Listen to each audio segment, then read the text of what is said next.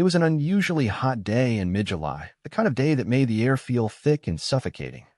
Michael Thompson had spent the better part of his afternoon trying to escape the relentless sun. After a long week of meetings, phone calls, and stress, he decided it was time to reward himself with something he'd always dreamed of, his very own luxury car. He wasn't just a regular guy with a regular job. Michael had spent years building his business from the ground up, and now, at 38 years old, he was finally in a position to indulge.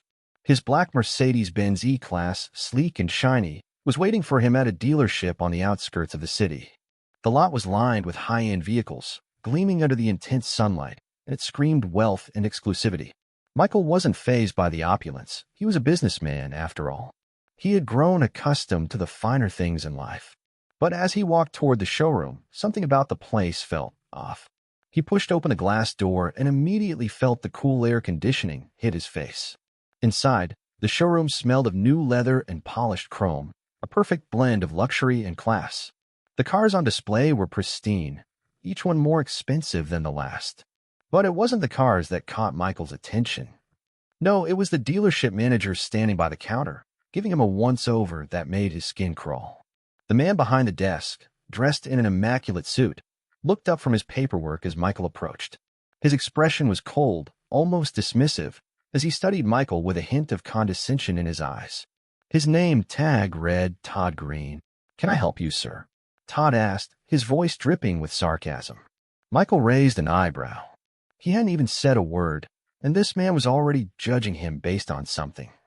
His gut told him this wasn't going to be a normal car-buying experience. "I'm here to look at the Mercedes E-Class," Michael said, his voice steady, but with a hint of tension. He wasn't going to let the manager's attitude get to him.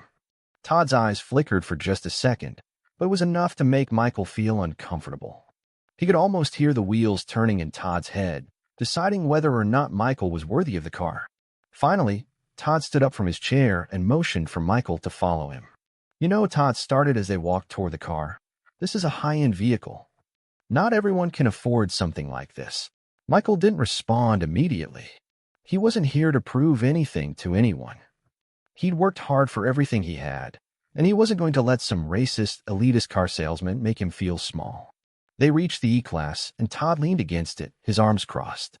"This car, it's more than just a vehicle," Todd said, his tone dripping with superiority. "It's a statement. It's for people who know what they want, who've earned it." Michael could feel the tension building. He had heard this type of talk before. It wasn't about the car. It was about who Todd thought should be allowed to own it. Todd didn't even know Michael's background, yet here he was, making assumptions based on the color of his skin. "Listen," Michael said, keeping his voice calm but firm, "I've done my homework. I know the specs.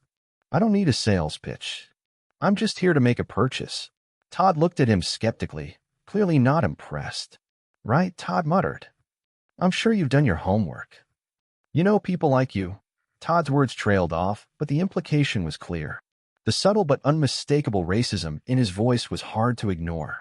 Michael's fist clenched at his side, but he kept his composure. He knew what was happening here. Todd was profiling him, assuming that because of his skin color, he couldn't possibly be someone who could afford the car. Michael was used to it. He'd experienced this sort of thing before, but it never got any easier. Todd continued, oblivious to the storm that was brewing beneath Michael's calm exterior. "I don't know if you're quite the kind of person who should be buying a car like this. Maybe something more affordable would be better for you." Michael froze. Those words, the ones that seemed so casual to Todd, felt like a slap in the face. In that moment, Michael decided he wasn't going to walk away from this. "Not this time. I'm actually the new owner of this dealership," Michael said, his voice low but dripping with a quiet intensity. He didn't need to say more. The weight of those words hung in the air like a bomb ready to explode. Todd froze, his face draining of color. He opened his mouth to speak, but no words came out. He couldn't even look Michael in the eye anymore. The silence between them was deafening, and Michael's heart was pounding in his chest. This was going to be good. But as Todd's face contorted into something between shock and panic, Michael could almost hear the wheels turning in his head, desperately trying to process what had just been said. The shock of the moment was too much for him to handle, and Michael didn't give him the chance to recover. "You should watch what you say," Michael said coolly, his words cutting through the tension like a knife. You never know who you're talking to. Todd's face was a mixture of embarrassment and fear. But before he could stammer an apology or explain himself, Michael turned on his heel and walked toward the door. The sound of his footsteps echoed through the showroom, the only sound breaking the heavy silence left in his wake. As Michael stepped back outside into the blistering heat, he couldn't help but smile. He wasn't just going to buy a car today, he was going to own this place. And Todd Green had just learned the hard way that you should never judge a book by its cover. But this was just the beginning. The real fireworks were about to come. Michael's hand was still steady as he gripped the door to his car, but his mind was racing. He wasn't angry, not yet. But there was something about the way Todd had spoken to him, so condescendingly, like he had no right to even be there, that fueled a fire inside him. He slid into his car and turned the engine on, the soft hum of the Mercedes-Benz filling the silence. His fingers lingered on the steering wheel for a moment, his thoughts momentarily drifting to the new chapter of his life he was about to start. Taking over the dealership, it wasn't something he planned, but he had the power now, the financial means, the determination to do what needed to be done.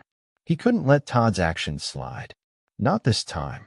Michael drove off the lot and onto the main road, the city's skyline looming in the distance. He didn't head straight home. Instead, he drove for a while, trying to keep his thoughts clear. He needed a strategy, something more than just confronting Todd again. He had to make this count. He had to make sure this wouldn't happen to anyone else. It wasn't long before he got a call. Mr. Thompson? The voice on the other end was familiar, a voice he hadn't expected to hear so soon. This is Charles, your lawyer. We need to talk about the dealership. Michael's grip tightened on the steering wheel. What's going on? He asked, keeping his tone neutral. It's about Todd Green, the manager. I did a little digging after our meeting earlier today, and it turns out Todd has a history of discriminating against customers based on race, ethnicity, and even social class. The man's a big problem. Michael felt a chill creep up his spine. He already knew Todd was bad news, but this was more than just a rude encounter. This was systemic, a pattern of behavior that could ruin the reputation of the entire dealership. If he didn't act fast, this could get out of hand. I need to know everything you have on him, Michael said, his voice low. I'll be at the dealership in 20 minutes. As the call ended, Michael's thoughts began to race. He had no idea how deep Todd's corruption ran, but he knew one thing. He was about to find out. When Michael arrived at the dealership, the parking lot was almost empty, except for a few high-end cars still on display. He parked his car and walked toward the showroom, his heart pounding with a mixture of anticipation and anger. Inside, the dealership was quiet.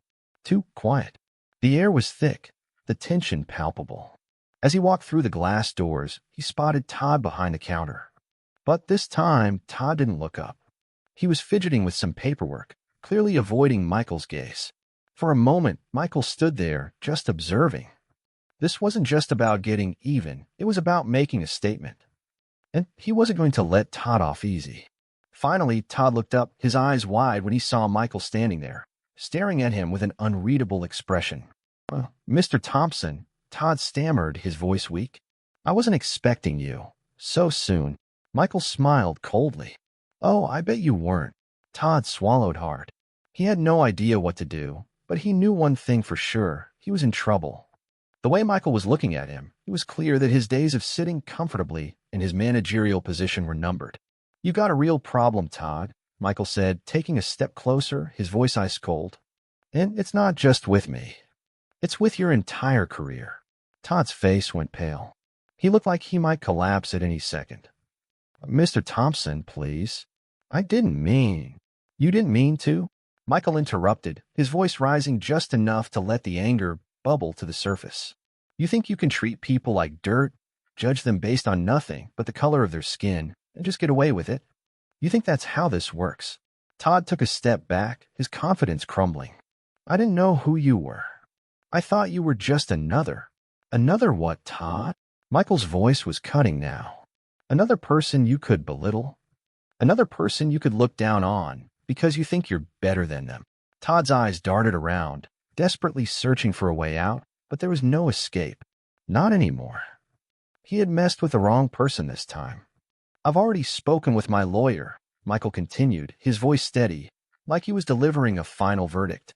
We've got a solid case against you. Discrimination, harassment. It's all there. And the best part, you never saw it coming. Todd's face turned from pale to a sickly shade of green. He was shaking now, his eyes wide in disbelief. But I didn't know, Todd stammered, his voice cracking. I'm sorry, Mr. Thompson. I swear I... Shut up, Michael said, his voice suddenly fierce. You've had plenty of time to make things right. You don't get to apologize now. Not when you've spent years ruining people's lives with your ignorance. Michael paused for a moment, letting the words sink in. He wasn't just punishing Todd for today's incident. He was punishing him for all the people Todd had ever mistreated, all the people who had walked into this dealership with high hopes and left with their dreams shattered. You're fired, Todd, Michael said, his words final. And I'm not just firing you from this dealership. I'm making sure you never work in this industry again. Todd stood there, his mouth opening and closing like a fish out of water, but no words came out. The reality of what was happening was sinking in. You're done, Michael said one last time, his voice laced with finality. And the next time you think about judging someone, remember me. You'll be lucky if anyone in this town ever hires you again. With that, Michael turned on his heel and walked out of the showroom. He didn't look back. He didn't need to. Todd had already made his bed. The days that followed Todd Green's firing were a whirlwind of press releases, legal meetings, and frantic phone calls. Michael Thompson had come into the dealership, expecting to buy a car. He had never anticipated that his first day on the job would turn into something that would make headlines. But as the news of Todd's abrupt departure spread, so did the rumors, whispers of misconduct, racist behavior, and a long history of mistreatment by the now former manager. Within a week, the dealership's reputation was in tatters, but Michael wasn't the type of person to shy away from a challenge. In fact, this was exactly what he needed to prove to the world, and to himself, that he wasn't just another rich man who bought a business for kicks. He was here to change the way things were done, to make sure that no one would ever experience what he had at the hands of Todd Green. Michael had planned to do things slowly, take his time to integrate himself into the business. But now he had to act fast. The media was eating this story up, and he knew the longer he stayed silent, the more damage it would do. He sat at his new desk in the dealership's office, the weight of the situation heavy on his shoulders. He stared at the open laptop in front of him, the cursor blinking on an email draft addressed to all the employees. It was time to take control. Before he could finish typing, the door to his office opened. Charles, his lawyer, walked in, looking unusually grave. Michael, Charles said, his voice tense. We need to talk. Michael looked up, pushing aside the email. What's going on? Charles took a seat, leaning forward with a sigh. The fallout from Todd's firing is already spiraling. We've got former customers calling in, complaining about their experiences here, and some are even threatening legal action. It's going to get worse before it gets better. Michael felt his pulse quicken. He had known this would be a tough road, but hearing it from Charles made it real. The dealership he had just inherited was far from the sparkling empire he'd imagined. It was a mess, one that he was now responsible for cleaning up. What's the plan? Michael asked, trying to steady his voice. We're going to have to do a full cleanup, Charles said, his eyes serious.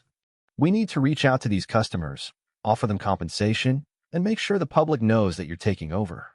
You need to show them that this place is going to be different. Fresh start. Michael nodded. It was a good plan, but it wasn't going to be easy. He was going to need all the help he could get. All right, Michael said, standing up and walking toward the window. He looked out over the lot, seeing the expensive cars gleaming in the sun. I'll handle the media. You work on the legal side. We can't afford any more damage. Charles stood up, nodding in agreement.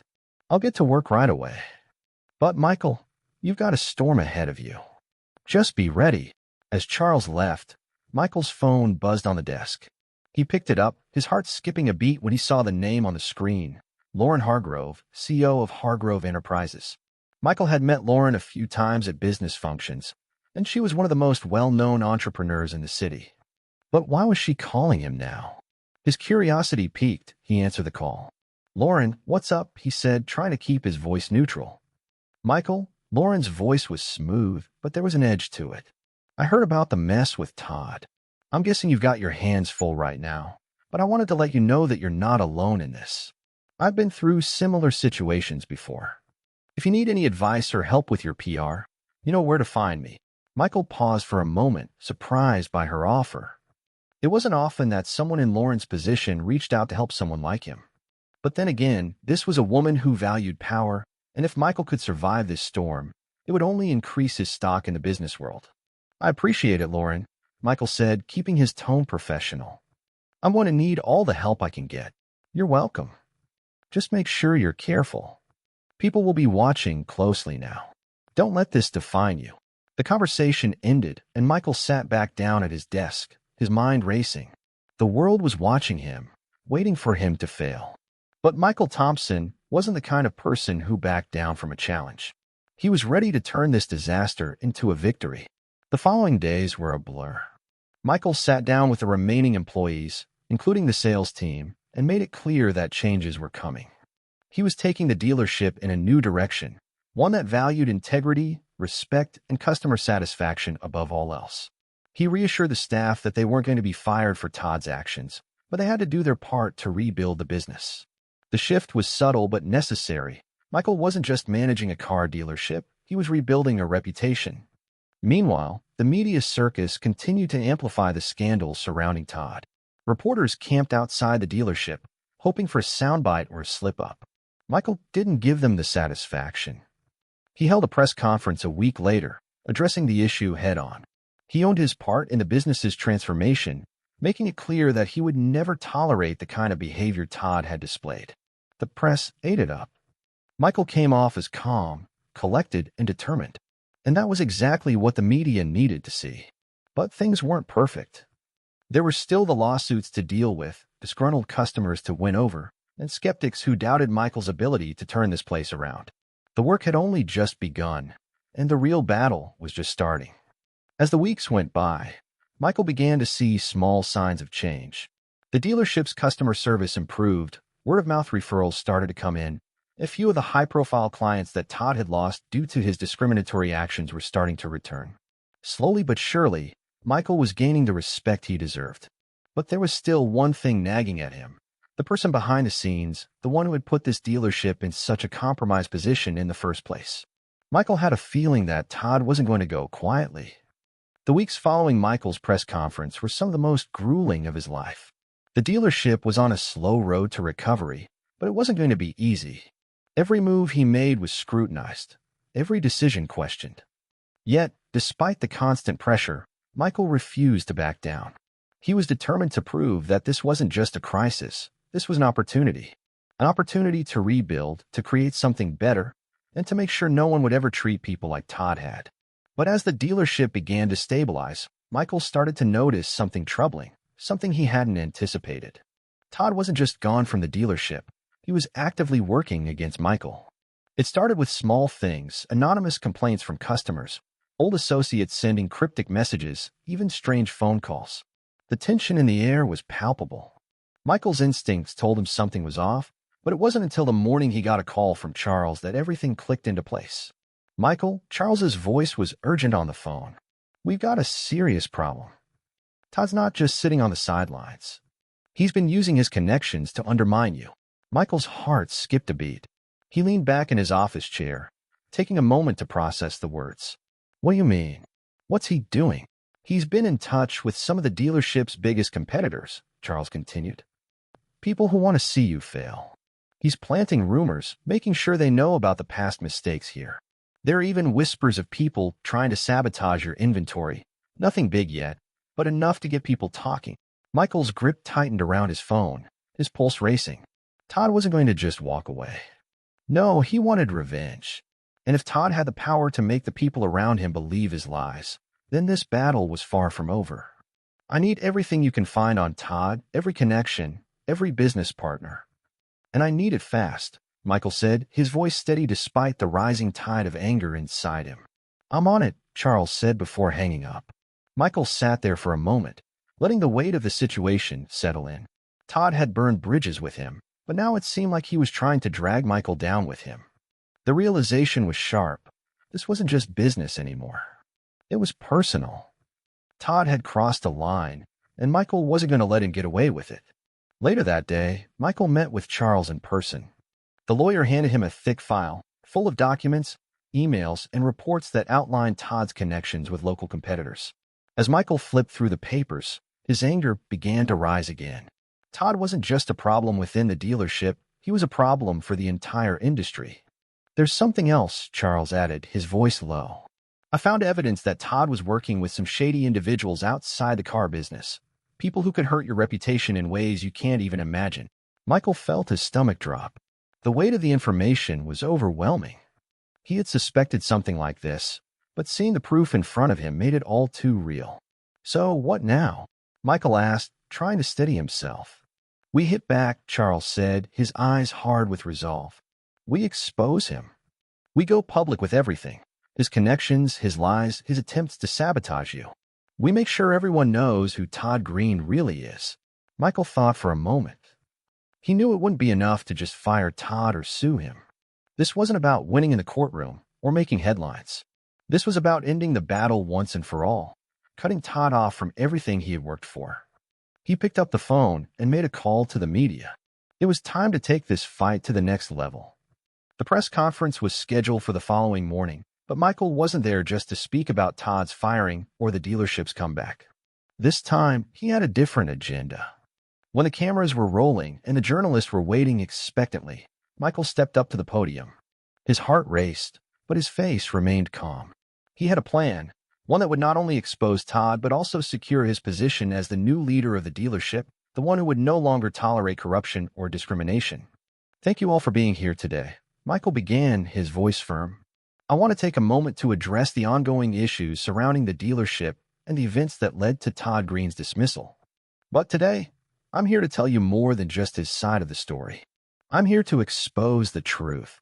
The room fell silent. The reporters leaned forward, their pens ready. Todd Green didn't just run this dealership. Michael continued, his eyes scanning the room.